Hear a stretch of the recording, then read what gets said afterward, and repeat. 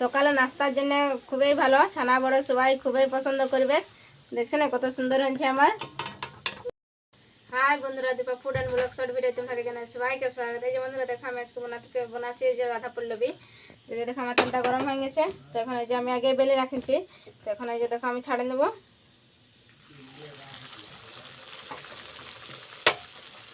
তেলটা আমার খুব সুন্দর গরম হয়েছে, যে দেখো দিয়া মাত্র একদম ফুলে উঠেছে।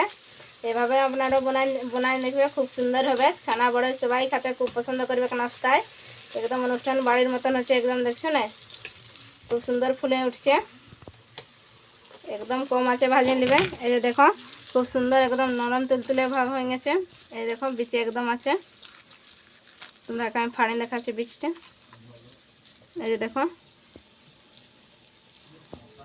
খুব সুন্দর হচ্ছে।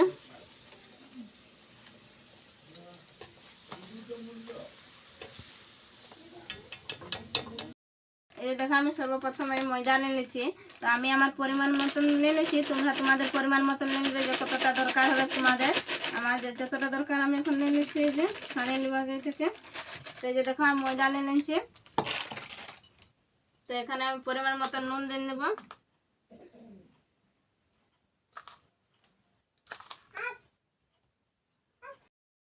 আমি এখন পরিমাণ মতন তেল দিয়ে নেব। আমি রিফাইন তেল নিচ্ছি, আমি এটাকে প্রথমে সানিয়ে নেব। আগে আমি তেল নিয়ে ভালোভাবে আমি সানিয়ে নিয়েছিলাম, একদম মিক্স করে নিয়েছি ময়দাটার সাথে। তো এখন এই যে দেখো আমি জল নিয়ে নিয়েছি, এখন জল নিয়ে আমি এটাকে সানিয়ে নেব। আমি অল্প অল্প জল দেবো, অল্প অল্প জল দিয়ে আমি সানবো।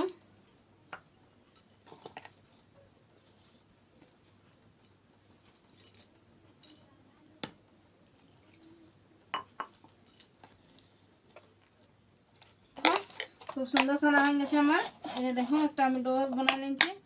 এখন এটাকে আমি 5-10 মিনিটের জন্য রেস্টে রাখে দেবো, ঢাকনা দিয়ে রাখবো। রাখলে রাধা গেছে ময়দাটা সানি। তো এখন এটাকে আমি ডো, এই যে দেখো বেলা আমার কমপ্লিটের মধ্যে, এইটা আমার বাকি আছে। এটা বেলা কমপ্লিট হয়ে গেছে। এই যে দেখছো না খুব সুন্দর হয়েছে। এই যে দেখো একদম নরম তুলতুলে ভাব হয়ে গেছে।